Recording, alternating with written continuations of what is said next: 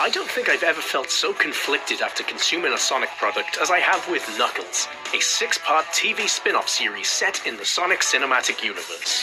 Set after the events of Sonic 2 and before the upcoming Sonic 3, the show tells the story of a bored and directionless Knuckles the Echidna, a lifelong warrior, struggling to adapt to a peaceful life on Earth now that the villainous Dr. Ivo Robotnik has been defeated.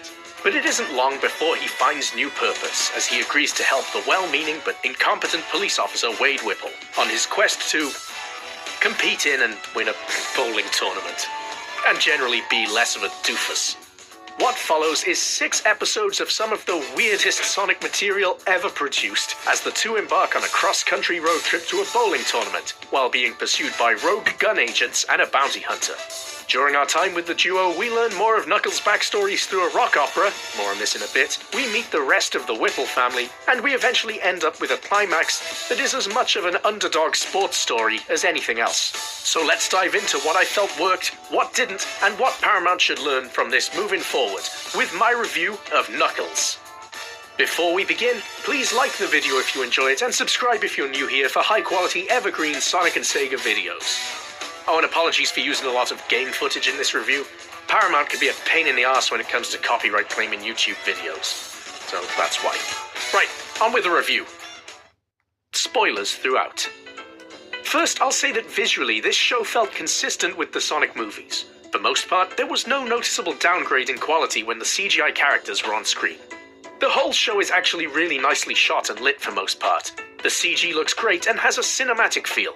Off the top of my head, the Buyer's Factory, the Rock Opera, and the Ice Cap Resort raid all looked stunning. But there were a few times, such as the meal at Wade's house, which we'll get into later, where the show felt cheaper and the shots looked quite flat.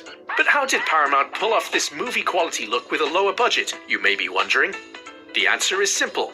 By filling the show with an abundance of human characters and sidelining Knuckles in favor of a story that focuses on Wade first and foremost.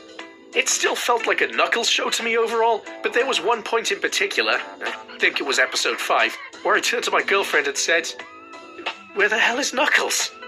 To which she responded, "I don't know. I figured the next scene was going to be him at the mascot convention, but it never happened." As it turns out, he was just in his hotel room off camera in that episode watching TV. Really. So overall, Knuckles looks nice, but let's talk about this abundance of humans for a moment. There are loads of them. And full disclosure, I am someone who likes the movie universe and the human characters they brought in. Tom, Maddie, Wade, Rachel, Olive Garden Guy, Agent Stone, the absolute GOAT, and so on. Most of the movie's human characters are genuinely likable, funny, or both. IMO. So how do the humans in this show stack up? Let's talk the main villains first. The 2 rogue gun agents are pretty cool. Kid Cudi in particular seems to be having an absolute blast in this role. And the female agent, who it is revealed has gone rogue because she thinks Gun are too soft on Sonic and the gang, is a suitably nasty bugger, which makes her come across as a genuine threat. With a big asterisk that I will come back to in a moment on that point. Then there's the Buyer. He's a bloke who used to work for Robotnik and is now developing weapons based off his tech. I think it was to sell them on the black market. He wants to track down Knuckles to drain his power to use in even more weaponry. These are solid concepts for villains that tie nicely into the previous movies, but I wish the gun agents could have, I don't know, used a ring portal to bring Fang the Hunter or another villain from Sonic's world onto their team to help them in their fight. It would just help to make the whole thing feel a bit more Sonic-y. Then there's the semi-villain bounty hunter stroke Wade's former bowling teammate and friend character, Jack Sinclair, played by Julian Barrett from The Mighty Boosh. Jack is completely ridiculous and very entertaining. I got so many laughs from this character during the run of the show, but this also kind of becomes a problem, and I'll bring up that previously mentioned asterisk now. Because so many of the characters in this show are incredibly silly and cartoonish, they don't really feel like real people. And because of this, it often doesn't feel like there's really anything at stake because it's all just silly nonsense. Even the extras are just as ridiculous as the core cast at times. For example, when Wade and Jack face off in a bizarre joust, a nearby postman, who doesn't question any of this silliness unfolding in front of him, shoots a flare into the sky which spells out the word GO. At an earlier point in the story, Jack Sinclair hands Wade a business card in which the picture on the card begins to taunt Wade. It's like something you'd expect to see in Adventures of Sonic the Hedgehog. But I'd be lying if I said I wasn't laughing at all of this. I'm thinking back to the movies, and indeed, there are definitely silly moments and characters like this in those too. For example, all the stuff in the Siberian Lodge and the dance-off sequence in Sonic 2. But these are contrasted with grounded family moments with Sonic, Tom, and Maddie that the audience can relate to. And it's because of these family moments, and the characters who play it straight and actually act like real people, that it feels like the real world, and that the characters are fighting for something. In Knuckles, it's mostly just all nonsense, all of the time. I guess Wade's family are the ones who are supposed to ground the series, but aside from his likable mother, the Whipple family are completely ridiculous too. His estranged father, Pistol Pete, and sister Wanda are, surprise surprise, ridiculous, cartoonish characters, with the latter in particular being so annoying and unlikable, especially early on, that it baffles me how the character made it to the final cut of the show. Alright, I'm out here at the Blacktooth Park trailhead, about to roll through the... Wade and Wanda are supposed to have a squabbling brother and sister dynamic, but it comes off as weird when the characters are in their 40s and there's no setup for them behaving in this way. I feel like they wanted to go for a stepbrothers vibe, but without giving any background or reason for them being like this other than Wanda is an unlikable asshole.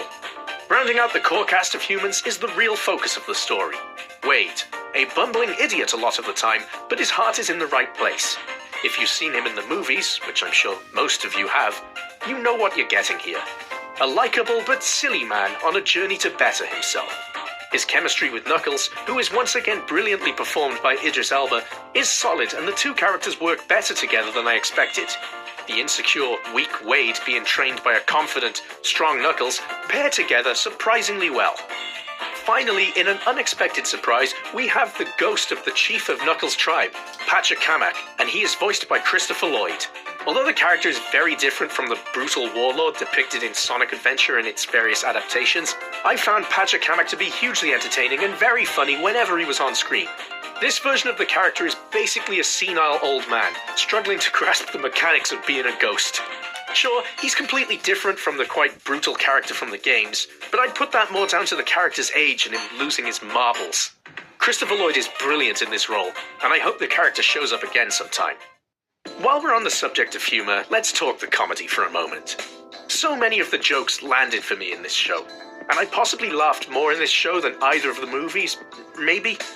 But a lot of the time, I was laughing in absolute disbelief at the baffling events unfolding before my eyes. I don't think it's what I was looking for when I went into this show, but I can't deny it was often massively entertaining.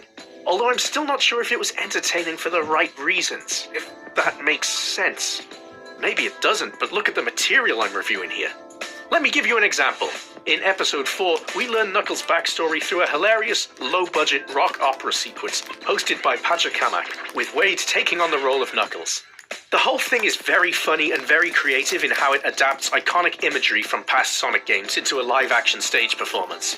I laughed throughout, like I had tears in my eyes. But I can't help but think of how much cooler it would have been if we'd seen these events unfold with proper flashback sequences. I feel we were robbed of something really cool here. Also, I know I said a lot of the jokes land, and they do, but there was definitely other times, for example, Wade getting bullied by a child at the start, or any scene involving his sister, where the humour fell completely flat for me, and it went pretty far into cringe territory. A real mixed bag, but with a lot more jokes landing than not overall, I'd say. And actually going back to that girl at the start, when Jack's response is for Wade to crush her skull and destroy her, yeah, that was pretty funny. When it comes to the action, all the fight scenes in the show were really well done. Anytime Knuckles is fighting, whether it's bounty hunters in Wade's mother's kitchen, Gun in the bowling alley, or the big last boss in his machine at the end, it looks great. From memory, there were a couple of episodes without any action really, if I recall correctly, which I'll use to segue into the show's pacing here. Let's discuss it. Apart from one glaring exception that I'll talk about in a moment, the pacing was mostly okay. When there was a lack of action sequences in an episode, I didn't find that they suffered for it. They were still sufficiently entertaining, and they kept me smiling throughout. After all, these are just 6 sub-30-minute episodes, short and to the point. That one exception I mentioned was episode 3, which was entirely set in Wade's mother's house, and featured a lengthy scene at the dinner table with Wade and his sister bickering. She even stabs him with a fork at one point, completely unprovoked, which is a totally normal way to behave and not a red flag at all for someone who's supposedly in the FBI. Anyway, this scene is so boring and embarrassing to watch that I can't believe it made it into the final cut of the episode in its current form. It really seemed to go on forever, and it was an absolute chore to get through. Like, if I wasn't a big Sonic fan, if this wasn't a Knuckles show, like if it was just something I was watching to give it a chance, this may have been the cut-off point for me. I may have tuned out. But post-dinner scene, I found the episode picked up a bit, and it ended pretty strong, with a big fight scene in the kitchen that was pretty funny. This was the only pacing bump in the series for me, but make no mistake, to me, it was a big one. The series unsurprisingly concludes with a bowling tournament, followed by a short but awesome fight with Knuckles. Although a climactic bowling tournament was not something I expected from a Knuckles series at all, I can't deny that it was very funny. It kind of had dodgeball or basketball vibes almost, and the commentators in particular were hilarious here. Proper big laughs to be had, if your sense of humor matches mine, I guess. Then, after a fight scene, the show promptly concludes. No return to Green Hills, no more Sonic and Tails, no tease for Sonic 3 or future characters. Nothing. The end. Overall, I'd say I had a good time with Knuckles, but for me personally, it's not quite what I wanted it to be. Nor was it quite what I expected it to be based on the press releases and information beforehand. I was prepared for a grounded, low-stakes story of Knuckles training Wade, but it definitely went far sillier and more cartoonish than I was expecting. Much more so than either movie. I'm so conflicted on it.